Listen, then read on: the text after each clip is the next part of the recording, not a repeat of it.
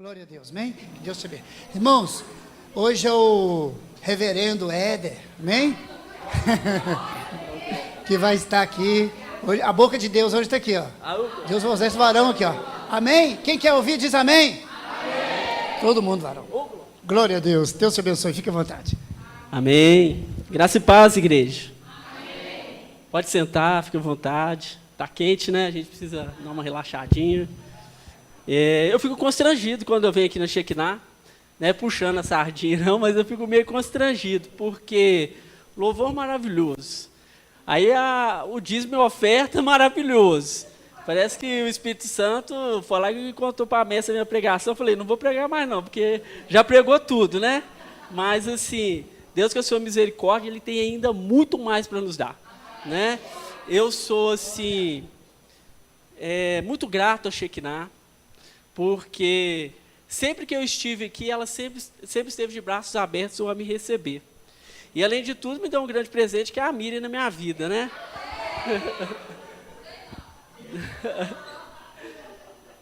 Esse domingo agora faz um ano que a gente se conheceu, que a gente está junto, e a gente está no caminho quase perto do altar, né?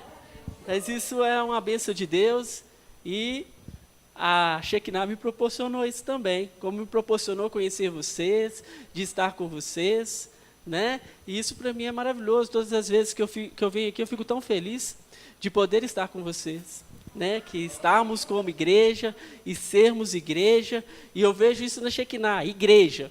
Porque hoje em dia a gente vê assim, tantas igrejas que não são igrejas, são templos, né? E a gente vê aqui que é um que vai ajudando o outro, se comprometendo em algumas situações de ajuda, de todas as situações possíveis, estão sempre com os braços estendidos, com as mãos estendidas para ajudar, né? Quanto essa igreja tem ajudado tanto eu e a Miriam em oração, como também em várias situações, que se eu for contar aqui, eu vou levar o culto todo. Mas ainda quando a gente casar, a gente quer trazer um testemunho. Mas agora não é um testemunho, é uma palavra, né? E eu queria perguntar a vocês, o que trouxe vocês aqui essa noite? Né? O que impulsionou vocês terem vindo aqui essa noite? Foi simplesmente por mais um culto da agenda da igreja, que toda quarta-feira tem um culto? Eu aprendi de ir à igreja, de ir louvar, escutar a palavra, meditar na palavra junto com os irmãos e ter comunhão. Eu aprendi a gerar uma santa expectativa. Eu aprendi a não ir mais para a igreja de qualquer jeito. Porque muitas das vezes eu ia para a igreja de qualquer jeito, eu voltava vazio, eu criticava o pregador, eu criticava o louvor, porque eu não tinha gerado uma expectativa para aquilo. Então, assim, o que eu aconselho vocês, não venha no culto de qualquer jeito. Gere uma santa expectativa para aquilo que Deus tem para você. E eu creio que Deus vai te sacudir essa noite, como me sacudiu durante, né? Eu tive o privilégio de ter quase 2 semanas de preparação da palavra, porque eu recebi o convite há uns domingos atrás, e essa palavra tem me sacudido, tem mexido comigo, doeu, me quebrou, mas tem sido de grande valor, né? Tem sido de grande valor. Eu queria saber de vocês, o que vocês acham de servir a Deus? O que é servir a Deus para você? Pense, para um pouquinho, pense, qual que é o significado de servir a Deus? Porque para mim é um grande privilégio. É um grande privilégio. Uma vez, numa sala de seminário, o professor deu uma lição para a gente que mexeu comigo. Ele falou assim, muitas das vezes, o mundo lá fora vê que aqueles que estão dentro da igreja precisam ser somente aqueles que foram destruídos, pisados, machucados, sujos, usaram droga, se prostituíram. E no meu caso foi completamente ao contrário. Eu sempre vivi uma vida que não tinha Deus como eu tenho hoje, de forma alguma, mas eu tinha fé. Eu nunca bebi, eu nunca fumei, eu nunca me prostituí, sempre fui, honrei pai e mãe, sempre fui zeloso com o meu trabalho, de honrar o meu trabalho, que é a porta que Deus abriu para mim. Mas a igreja não foi feita só para os destruídos, os machucados, os que foram cuspidos, foi feito para você também, para mim, pessoas igual a mim. E para mim isso é um privilégio. É um privilégio para mim servir a Deus. Cada dia mais, a Miriam que tem me conhecido, né, cada dia mais a gente tem conhecido um do outro, ela pode estar de prova, eu amo servir a Deus. Eu amo estar na casa do Senhor. Eu amo, isso aqui para mim aqui, ó, é maravilhoso. Falar da palavra de Deus é algo maravilhoso. O meu coração ali, ele pulava, a mão suava, o rosto suava. Eu não sei se era o calor, não era o calor não, era a ansiedade, era o temor. Mas assim, às vezes a gente acha, eu estava ali assim, meu Deus, estou nervoso demais. Aí Deus ministrou o meu coração. Isso não é nervo, isso é temor. Porque quando você sobe no altar para pregar a palavra do Senhor, você tem que ter muito temor. Eu aprendi que a palavra de Deus, ela não deve ser jogada ao vento. Ela não deve ser jogada ao lixo. Ela tem que ser muito bem manejada para que ela venha entrar na sua vida e dali fazer morada e dali trazer transformação, né? Porque a gente precisa ser transformado todos os dias. Eu preciso ser transformado todo dia. Então, não sei se para você é um privilégio, mas para mim é um privilégio servir a Deus. Servir é estar à disposição. É poder auxiliar, cuidar, ser prestativo. O maior exemplo foi dado por Jesus. Ele mesmo sendo rei, ensinou e personificou a humildade do servir. Quando lemos a sua palavra, notamos que Jesus não serviu a si mesmo, mas veio para servir. Por isso está escrito: assim como o Filho do Homem não veio para ser servido, mas para servir e para dar a sua vida em resgate de muitos. Mateus 28. Esse aí é o nosso exemplo. Esse aí que eu quero todos os dias olhar no espelho e eu cada dia parecer um pouco mais com ele. É aquele que foi tão humilde bastante que deu a sua vida por mim e por você. Se você hoje está aqui e você crê e você tem o privilégio de servir a Ele, é porque um dia Ele morreu na cruz por mim e por você. Aquele sangue derramado ali naquela cruz não foi em vão. Foi um preço assim incalculável. Não tem como calcular. Eu não consigo calcular. E não há preço nenhum que vai ser maior do que esse. O preço de sangue. Por isso eu amo o meu Deus, eu amo servir o meu Deus, eu amo pregar o meu Deus. Eu fico tão triste quando eu vejo pessoas jogando fora a oportunidade de servir a esse Deus. E para a honra e a glória do Senhor Jesus, eu tenho essa oportunidade de o servir a todo dia. E eu queria levar você a pensar como é servir esse Deus. Servir esse Deus é simplesmente vir no culto aqui, eu sou do Ministério de Louvor, eu tenho uma voz bonita, eu venho aqui, louvo, a igreja chora, se aquebranta. Eu sou um pregador que tem a palavra na ponta da língua, eu prego, os irmãos caem, os irmãos são libertos. Gente, o significado é esse. São consequências do servir a Deus. Porque servir a Deus é muito mais do que isso. Servir a Deus é muito mais de você vir no culto dia de quarta-feira para você bater o ponto, de você vir no domingo bater o ponto e ir embora para sua casa, sua vida continuar do mesmo jeito. A pastora Messia falou, né, do cuidado com os irmãos, e eu falo, servir a Deus era estar com Deus em todos os lugares que nós venhamos passar. De uma forma que você possa ser visto e que as pessoas não venham contemplar o seu ser, mas venham contemplar Deus em sua vida. Nas minhas orações eu falo sempre com Deus: Deus, eu quero ser mais parecido com o Senhor, eu quero que as minhas atitudes sejam parecidas com o Senhor, eu quero que o meu caráter seja parecido com o seu. Às vezes as pessoas falam assim: eu não sou digno disso, eu não consigo, eu sou homem, eu sou falho. Eu também sou, irmãos. Mas eu não posso desistir de buscar a face do meu Deus.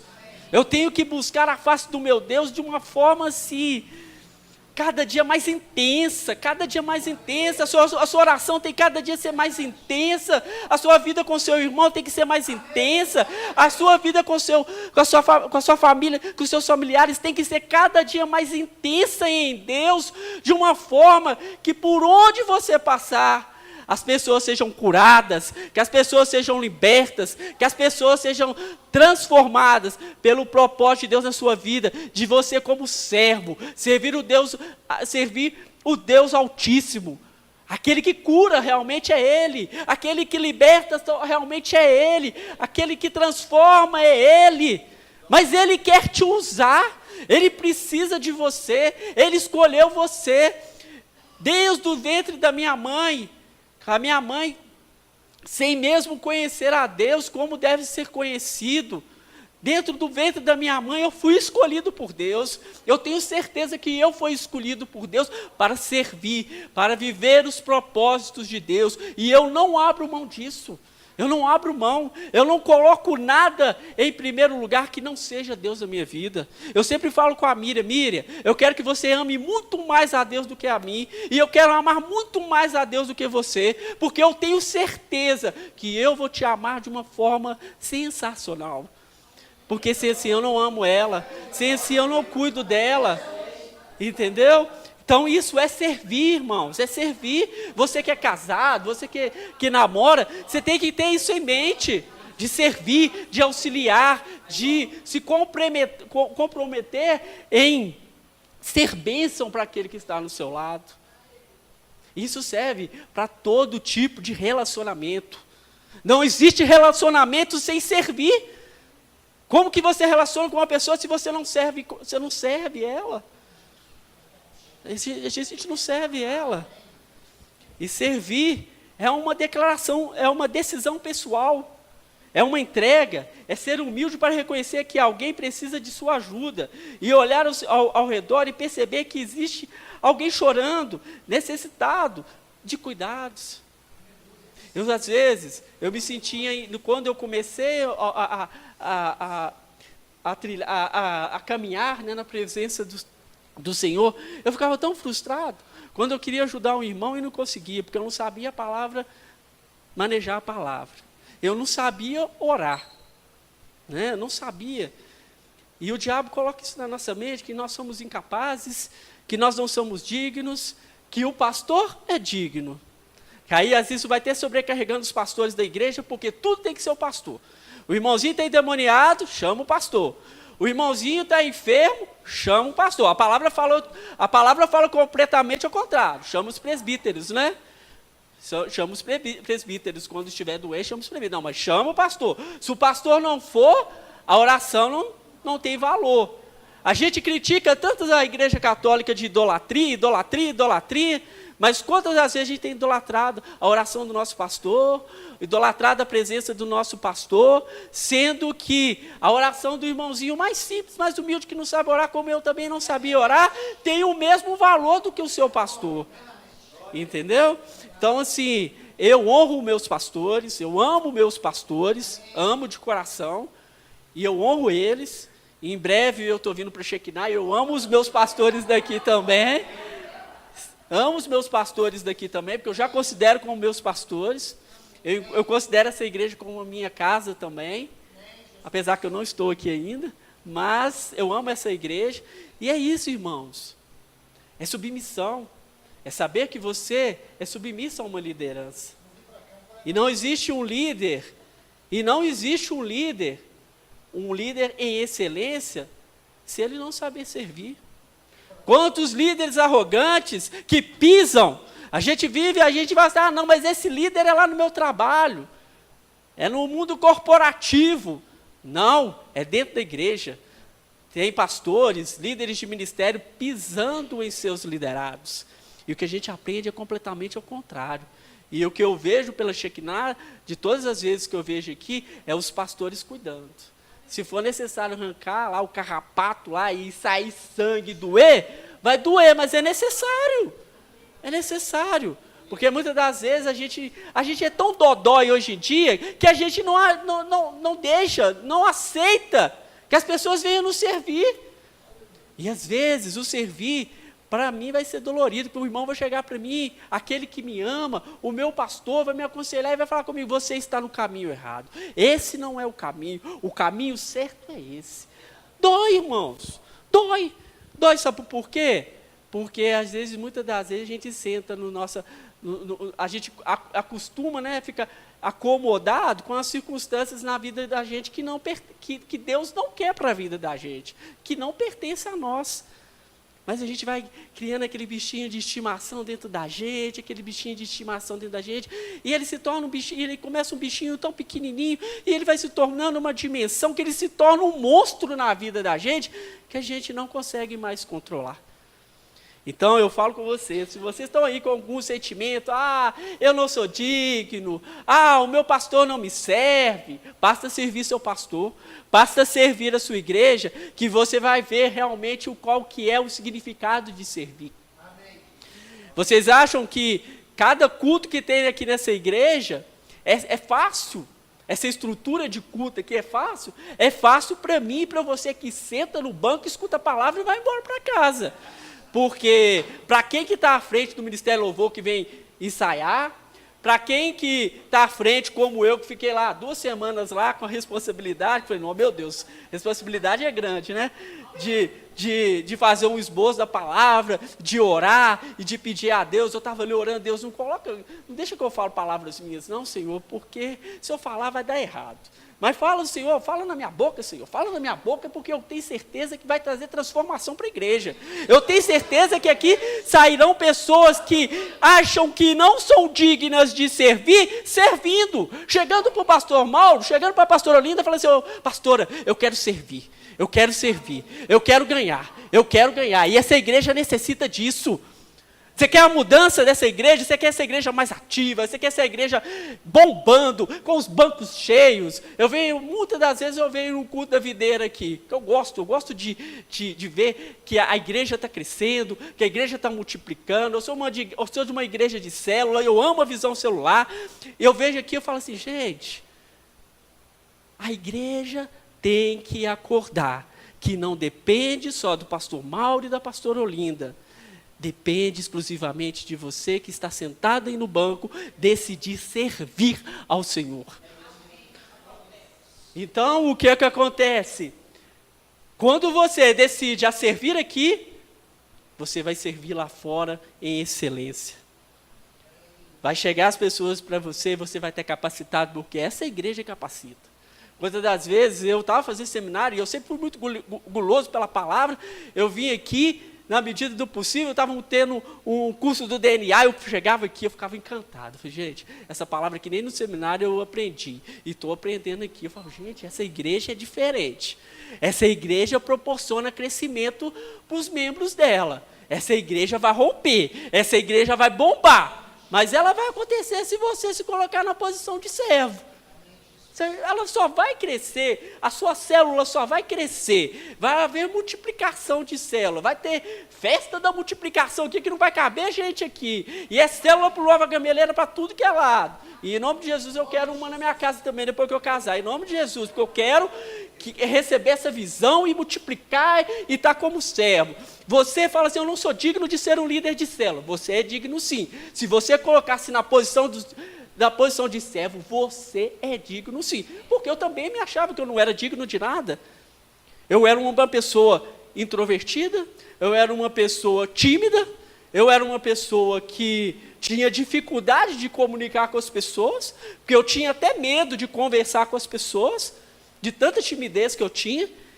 E uma vez, quando eu converti, um profeta do Senhor falou assim, Deus vai te usar loucamente. E é loucamente mesmo, porque para mim está aqui em cima pregando, a mão soa, o rosto soa, a boca seca, e assim por diante as coisas vão acontecendo. Mas eu me coloquei na posição de servo, porque eu me encantei com esse Deus que eu sirvo. Vou beber uma água aqui, eu estou com sede.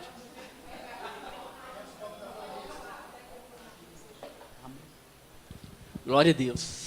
E isso é servir, gente. É simples. E a gente complica tanto. em servir, né? A gente acha tão complicado, ai, é difícil, que o pastor prega tão bonito. Eu estou ali, meu Deus, a mesa está falando tão bonito, umas palavras tão encontradas uma com as outras, as minhas são tão desencontradas que eu vou ficar sem jeito. Falei assim, mas eu não posso, eu como servo, eu não posso aceitar isso.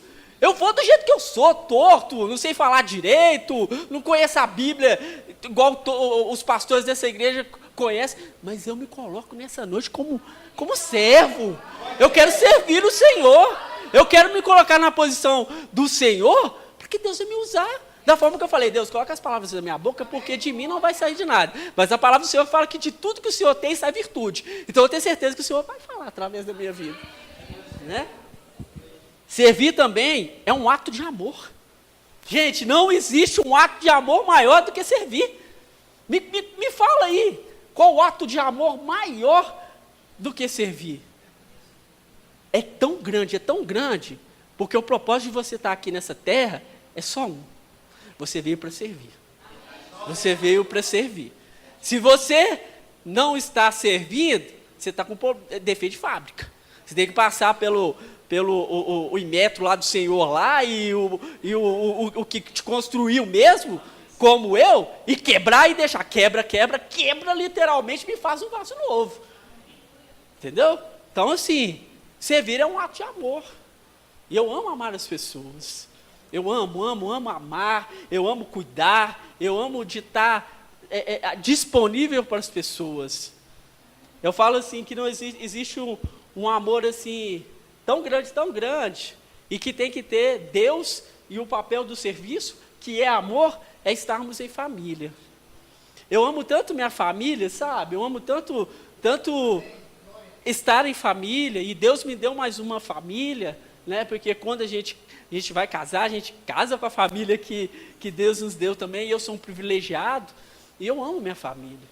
E eu zelo tanto pela minha família, que eles venham se render aos pés do Senhor, e aos pouquinhos está indo, aos pouquinhos tem vindo um, aos pouquinhos vem vindo o outro, e quando eu vejo a unção está aumentando cada dia mais, aquele que não era servo passou a servir de uma forma tremenda, que se eu for dar testemunho aqui, eu vou levar tempo, e eu vejo o cuidado de Deus comigo e com a minha família. E quando eu amo, eu falo assim, amor de família, porque amor de família é algo assim, incalculável. Não tem como calcular.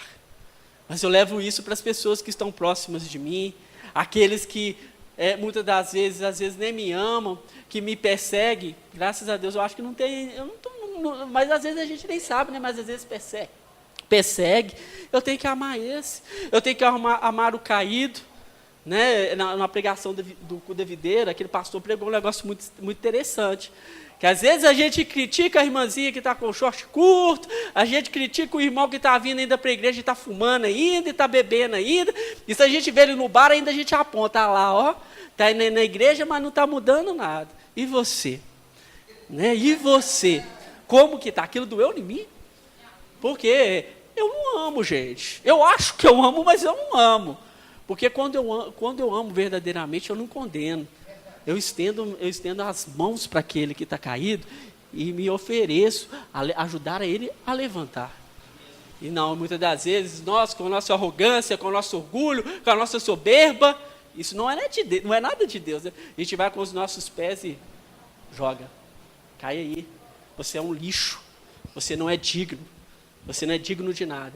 E a palavra de Deus fala completamente o contrário. Você é digno, você realmente não é digno, mas pela graça eu te dou dignidade, né? Eu te dou dignidade. Então, se eu tenho acesso a Deus, é pela graça. E quem sou eu para achar que eu sou melhor do que alguém? Porque o dia que eu achar que eu sou melhor do que alguém, eu não consigo servir. Eu não consigo ser servo de Deus. Porque quando eu consigo enxergar essa luz, que essa luz vem de Deus, e a minha mente, a escuridão passa, eu vejo o meu próximo como uma pessoa muito importante para mim. Como Jesus viu os discípulos, lá em João 13:1, quando Jesus, em sua ação humilde, lava os pés de seus discípulos. Pedro, né, nem queria, né? Não, que eu não sou digno do Senhor lavar meus pés, não, de jeito nenhum. Né? E o mundo ainda continua da mesma forma. As pessoas lá fora, muitas das vezes, elas não encontram Jesus porque elas não acham dignas da sua mão estendida de levantar, porque muitas pessoas defamaram o Evangelho e empurraram aqueles que estavam caídos, achando que eles não eram dignos, e sim eles. E a gente vê na palavra novamente que nós agimos como fariseus, conhecedores da palavra, mas muitas das vezes nós não vivemos a palavra. Simplesmente nós conhecemos a palavra, entre aspas. E Jesus, com seu gesto de humildade, chamou seus discípulos e lavou os pés dele. Que humildade que o meu Deus, que humildade que o meu Jesus tinha, e me ensinou, e eu não tenho a capacidade de ver meu irmão sujo, e eu não dou a oportunidade de lavar os pés dele, e de chamar ele e lavar, e falar assim, eu conheço um que é água viva, é o que limpa, é o que transforma. Deixa eu jogar essa água nos seus pés. E essa água é a palavra. É a palavra. É a palavra. Acorda, igreja. Não vamos jogar fora a oportunidade. Não venha na igreja simplesmente por você vir. Venha gere uma santa expectativa de estar na casa de Deus. Oh, Jesus maravilhoso, oh, ato de amor sensacional, de lavar os pés dos seus discípulos. Eles realmente não eram dignos, mas ali já estava ligado à cruz, porque ninguém merece nada, e na cruz ele morreu para que nós tivéssemos vida com ele através da graça. Aquele sangue foi para nos darmos acesso a ele, até então que era um acesso que não era permitido, e ali ele já começou a mostrar que ele estava ali no mesmo nível, que ele amava, independente de qualquer circunstância. É difícil, e até para mim é difícil, achar que um cara que mata e estrupa uma criança é digno de ser lavado os seus pés. É difícil. Tem hora que eu paro e me penso, gente, eu não consigo entender isso. Mas eu não tenho que entender. Porque a mente de Deus, nós somos totalmente limitados à mente de Deus. Eu não tenho que pensar como... mais do que eu busco a palavra de Deus e eu quero ser parecido a Deus, eu nunca vou ter uma mente igual a Ele, de entender essas situações. Mas Jesus, Ele mostrava que todos nós somos iguais. Todos nós somos iguais. Deus é bom, né, irmãos? E é maravilhoso, né, servir Ele. E servir é com alegria. Um dia lá na igreja, eu tive a oportunidade de levar a palavra de dízimos e oferta. Eu falei assim com os irmãos, para mim é tão maravilhoso dizimar e ofertar na casa do Senhor, que se eu pudesse, eu saía pulando, gritando, eu comprava aquele negocinho que sai, aqueles papelzinhos assim, na hora que eu fosse dizimar. Por quê, gente? A alegria do Senhor é a minha força. E eu tenho que ser alegre em tudo. Você vai servir carrancudo? Você vai constranger a pessoa. Às vezes a pessoa até quer ajudar, mas é um cara carrancudo, não é um cara alegre. Né? Eu não estou falando que você tem que ser muito extrovertido, não, nem eu sou. Mas assim, você tem que ser uma pessoa alegre, uma pessoa carismática, uma pessoa disponível. Né? Nós temos um grande privilégio e não podemos desperdiçar essa oportunidade. Em Salmo 110, diz o Senhor, servi ao Senhor com alegria, apresentai-vos diante dele com cântico. Tem que ser com alegria e com disposição. Não pode ser um jugo, e sim algo prazeroso e espontâneo. Quando o pastor chamasse, irmãos, vamos servir hoje lá na cadeia, nós vamos visitar os prédios. E lá eu não vou, não. Não vai, não. Não vai, não.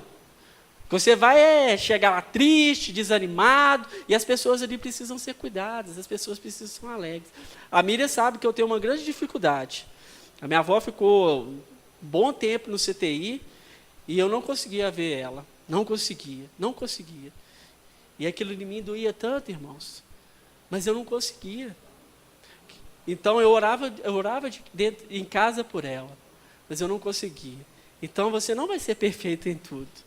Às vezes você vai ter dificuldade de ir nos presídios, às vezes você vai ter dificuldade de ir a um hospital ver uma pessoa doente, mas às vezes você vai ter disponibilidade de aconselhar um irmão que está com problema no casamento, às vezes vai ter disponibilidade de cuidar de uma criança, de trazer uma palavra, de ajudar nos donativos, de levar aqueles que estão necessitados. Você não vai ser perfeito em tudo, não.